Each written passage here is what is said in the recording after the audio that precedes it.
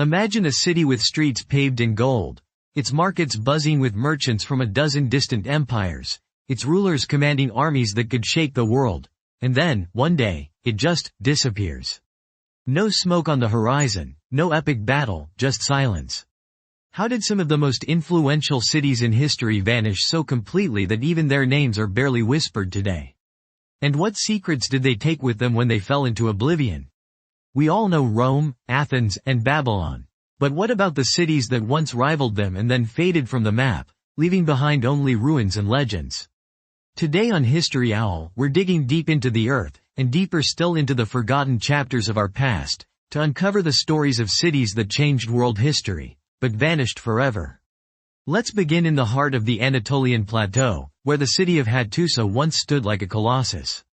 3,000 years ago, Hattusa was the beating heart of the Hittite Empire, an empire that could go toe-to-toe with Egypt, Babylon, and Assyria.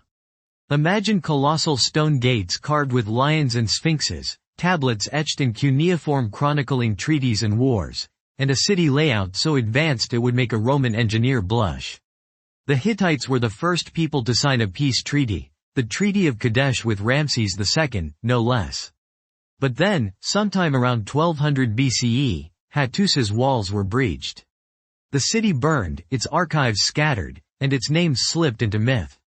The Hittites themselves simply vanished, their script undeciphered until the 20th century. How could a superpower just evaporate? Was it invaders, internal strife, or something even stranger? A climate catastrophe that ended a civilization overnight? But Hattusa is just the appetizer. Let's cross deserts and centuries to the city of Merv. You've probably never heard of it, but at its height, Merv was the largest city in the world. A metropolis on the Silk Road, glittering with palaces, libraries, and mosques. If you lived in the Middle Ages and wanted to make your fortune, Merv was where you went. Scholars translated Greek texts into Arabic here, caravans brought spices and silk, and the city's gardens were said to rival those of paradise. Then, in 1221, the Mongols arrived. What happened next is one of the darkest chapters in urban history. The city's defenders surrendered, but the Mongols slaughtered nearly everyone. Some chronicles say 700,000 people in one day. Merv never recovered. What does it mean for a city, once the center of the world, to go from glory to dust in a single generation? And what wisdom died with its books and scholars? Now let's travel to the Americas, to the dense jungles of Central America, where the city of Tikal rose like a stone ship above the canopy.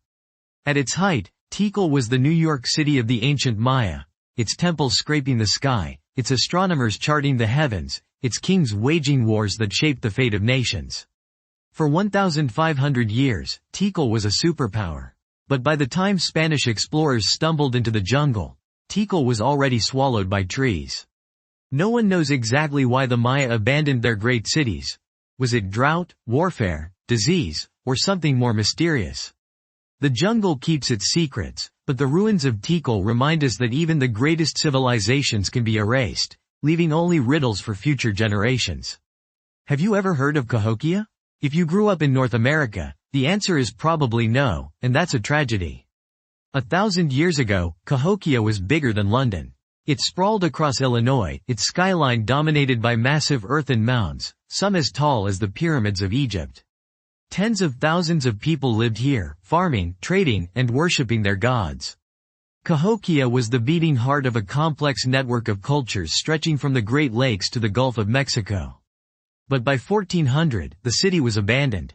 The forest claimed the mounds, and European settlers later plowed them under, never guessing what lay beneath their feet. Why did Cahokia fall? Climate change, social unrest, or perhaps the arrival of new diseases? The answers are still buried in the earth. Our next stop is a city whose name was once whispered in fear. Nineveh, capital of the Assyrian Empire.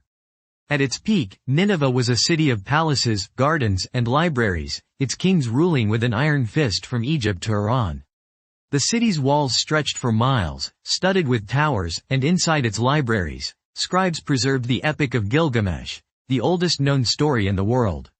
But in 612 BCE, a coalition of Medes and Babylonians stormed the city. Nineveh burned, its treasures looted, its people scattered. For centuries, no one even knew where the city had been.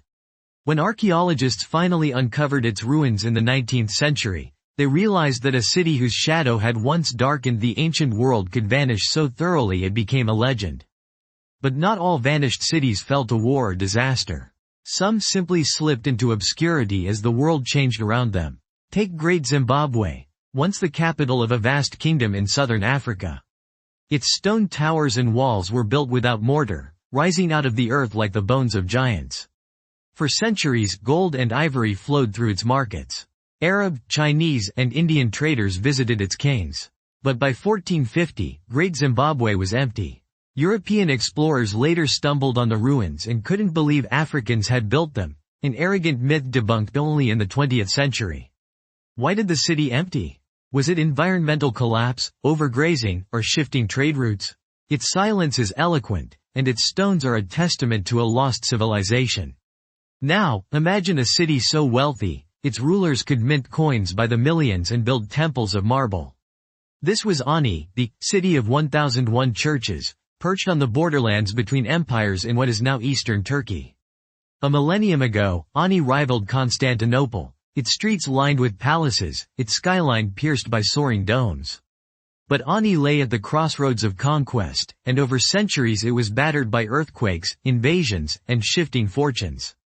By the 18th century, Ani was abandoned, a ghost city, its churches standing silent in the wind.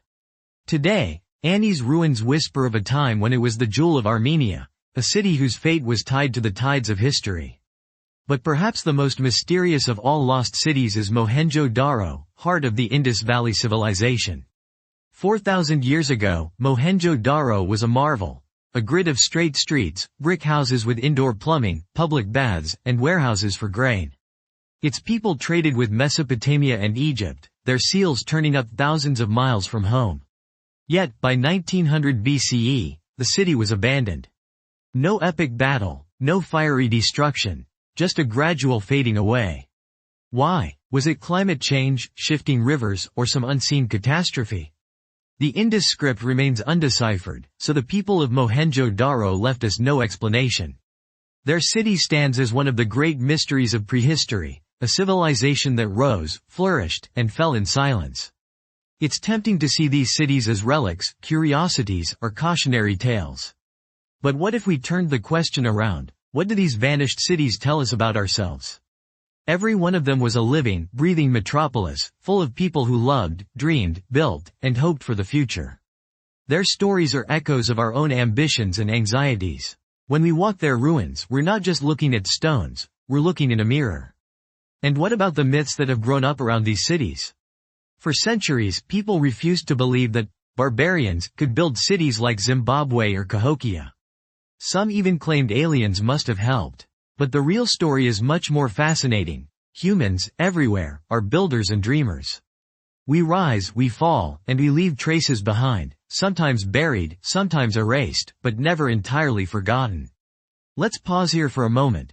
How many other forgotten cities are still hidden beneath our feet? Every year, archaeologists discover new ruins.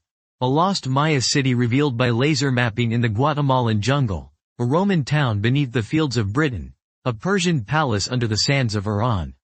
How many more are waiting for us? Cities that once changed the world, now waiting to be remembered. And then there's the question that haunts every historian. Why do great cities fall? Is it war, environment, disease, bad luck, or some fatal flaw in human nature? There's no single answer, and maybe that's the point. The rise and fall of cities is the story of humanity. It's about ambition and tragedy, invention and hubris, adaptation and sometimes, failure to adapt. But let's not end on a note of doom. Because every time we uncover a forgotten city, we get a second chance to learn from the past. We piece together the stories of people who faced challenges not so different from our own: climate change, migration, conflict, innovation. Their solutions, and their mistakes, can teach us about resilience, creativity, and the fragility of civilization. So next time you hear about a lost city, remember, it's not just a pile of ancient stones. It's a chapter of the human story, written in brick, bone, and memory. These cities may have vanished, but their impact still shapes our world, sometimes in ways we barely understand. If you've enjoyed this journey into the vanished cities that changed world history, don't let their stories disappear again. Subscribe to History Owl, join the conversation, and keep exploring the mysteries of our shared past. After all, history isn't just what happened, it's what we choose to remember. What stories will you help bring back to life?